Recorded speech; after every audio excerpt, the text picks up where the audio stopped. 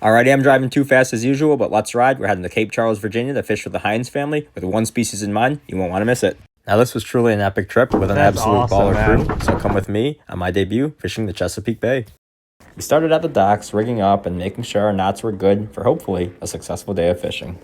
Now, we're sight fishing, so when I popped down the Shady Rays Polarized, I saw a lot of life immediately. With Hunter and I manning the tower, Hudson on the bow, we had a system and you could say we were dialed. Suddenly, the fish I drove 10 hours for would rise right at the boat to smoke this jig that the boys referred to as the Red 40, and while I didn't get this initial eat on film, check out the way this fish fought. Should I tighten up on drag or just let him run? Now this is a total team effort as I climbed down the ladder from the tower to continue fighting this fish on the main deck. Big shout out to Miss Hines for the second angle of all the action. It was absolutely chaotic in the best of ways. Now this fish wasn't happy being boatside, but Hudson wasn't missing this nut job.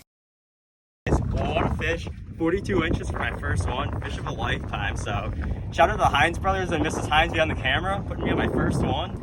They got these super sharp spines, kind of folding up, but let them go, let them grow. Maybe we'll see them next year. And of course, it couldn't all be fun and games. We ended up getting boarded by the Coast Guard. Now, while we love our Coast Guard, they definitely could have moved a little quicker for a general safety check. But, as I mentioned before, crew full of ballers, and it was time to get jiggy. Between Ken's cobia jigs and the American eels, everyone was getting tight. There you go. Now, this reel was a little bit on the longer side, so shout out to you if you stayed till the end. And a huge shout out to the Hines family for literally everything.